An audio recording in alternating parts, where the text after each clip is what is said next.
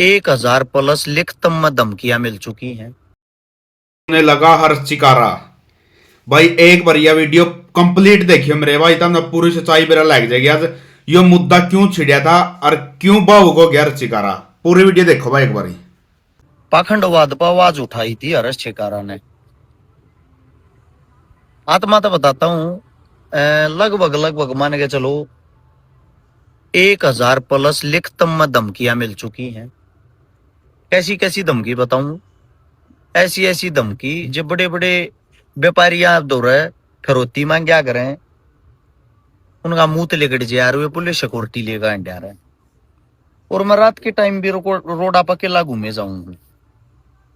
1000 plus धमकियां, बड़ी खतरनाक खतरनाक, ऐसी ऐसी भी तेरे बच्चे ने मार देंगे। और फिर भी मैं पाखंडवाद के खिलाफ खुलकर बोलने लग रहा हूं। दुख इस बात का है, धमकियां तो मैं डर ना रहा ना घबरा रहा, 1% भी मेरा कोई फर्क नहीं पड़ता।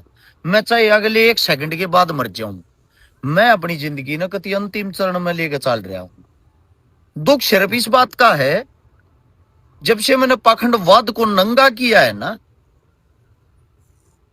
जो मैं जहां चोट करना चाहता था वहां चोट हुई है पाखंडवाद पे। उनकी मेर में 1000 आदमी आगे हैं, लेकिन हर्ष चिकारा आज भी अकेला खड़ रहा। हर्ष चिकारा यह लड़ाई अपने लिए नहीं लड़ रहा, ना मेरे बच्चे पाखंडवाद तो जुड़ रहे, ना मैं जुड़ रहा। और आने वाले समय में अगर मैं जिंदा रह गया तो इतनी शिक्षा तो जरूर दे दूंगा कि पाखंडवाद तो बचना है। मैं तो जो हमारा समाज है, हमारा जो संपूर्ण हिंदुस्तान है, ये उसकी लड़ाई है जो लड़ाई भगत सिंह लड़े थे, बाबा साहब भीमराव अंबेडकर लड़े थे। सेम पैटर्न था, सेम लड़ाई थी, वे भी तुमने पाखंडवाद आजादी दिलवाना चाहूं थी। उस टाइम भी थारी समझ में नहीं आई, आज भी नहीं आई है। क्या पता कितने हजारों लाखों हर्ष चिकारा राजनीति के भेंट चढ़ गए, और आने वाले वक्त में हो सकता है मैं भी राजनीति की भेंट चढ़ जाऊंगा, क्योंकि राजनेता आदमी कभी नहीं चाहूंगा पाखंडवाद पर बोलना, चाहे वो कांग्रेस का हो या बीजेपी का हो या किसी भी पार्टी का, क्योंकि उनको होती है वोट प्यारी। और आज उन मूर्ख भेड़ों को बता देता हूं जो मेरे को कहते कि मैं मुसलमान हितैषी हूं।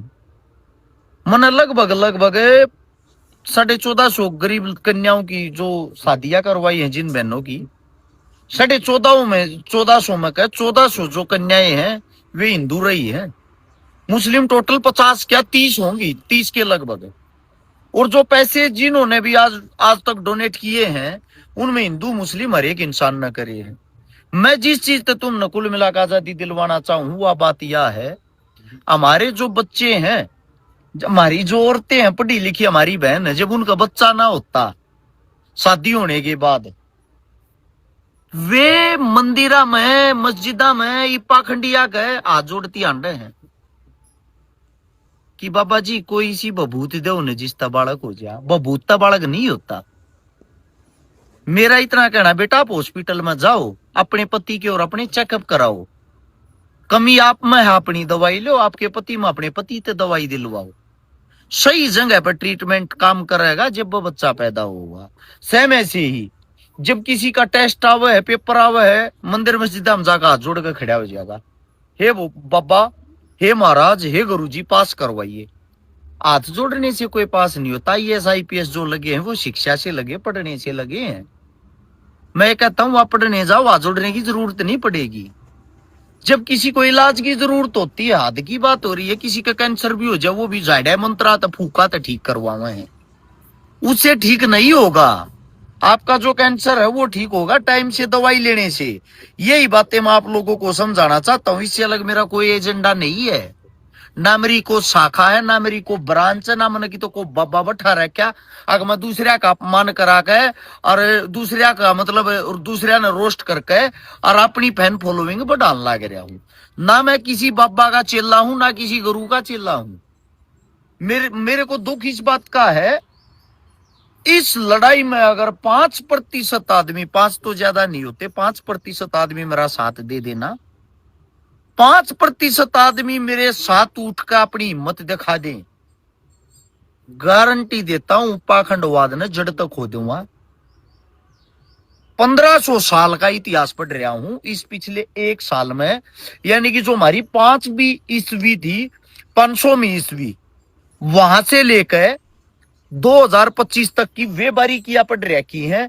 आप लोगों की क्या कीमत थी, क्या अहमियत थी, कद कौन सा भगवान पैदा होया भी ना होया, पाखंडवाद कितना शुरू होया, पाखंडवाद में हम क्यों फंसे, उन 1500 साल से ही हम पाखंडवाद में फंस रहे हैं। एक एक चीज के साथ, सबूत के साथ सबको नंगे कर सकता हूं, वीडियो के माध्यम से चैलेंज करता हूं। जितने पर्ची बनानी फर्जी मोडे पाखंडी बैठे हैं, मैं गारंटी देता हूं भाई, जितने भी ये इस टाइप के आदमी है, मेरा बिगाड़ के दिखा दो, तुम के बिगाड़ोगे, पर्ची बना बना मेरा जीवन खराब करके दिखा दो, मैंने मार के दिखा दो, मेरे साथ कोई घटना घटा के दिखा दो, पर्ची से गोली ते तो भाई 1 सेकंड में मर जाएंगे। दूसरी बात यह है, जितने जो धमकी देने लग रहे, उन धमकी वाले भाइयों से एक बात कहूंगा, सोशल मीडिया पे धमकी देने से कुछ नहीं होता मेरे दोस्तों, या तो मन मार दो, वरना मैं जब तक जिंदा रहूंगा तुम्हारे लिए कैंसर बढ़ती जाएगी, कैंसर की तरह हूं मैं दिन प्रतिदिन समाज को जागरूक करता जाऊंगा, और गारंटी देता हूं एक न एक दिन ये समाज जागेगा। जिनको लगता है कि मैं चुनाव के मारे ये सब कर रहा हूं, चुनाव वाला आदमी भैया जी हाथ जोड़कर सबको खुश रखता है, उसने सबकी वोट चाहिए, वो सब नाराजी रखा कर, वो चिकनी चुपड़ी बातें कर यार है, वो इतना खुलकर ना बोल रहा है। जब मैं इतना खुलकर बोलने लग रहा हूं, सारी पार्टियां मेरी दुश्मन है, सारे जो मतलब हम जिस चीज पर आवाज उठावा वे हमारे दुश्मन बन गया है, इतना खोल कर बोलने वाले का कोई भविष्य नहीं होता। मुझे भी पता मेरा भविष्य नहीं है, पर मैं फिर भी कोशिश कर रहा हूं ना। मैं इतना एक हूं, सिर्फ 5% आदमी मेरा साथ दे दो, उन 5% आदमियों को अगर मैंने जगा दिया, मेरा जीवन सफल हो जाएगा। यही आप लोगों से मेरी एक आखिरी विनती है। आपका भाई अकेला लड़ाई लड़ रहा है, सिर्फ अकेला खड़ा है इस टाइम। सभी को राम राम। देख ली भाई पूरी वीडियो।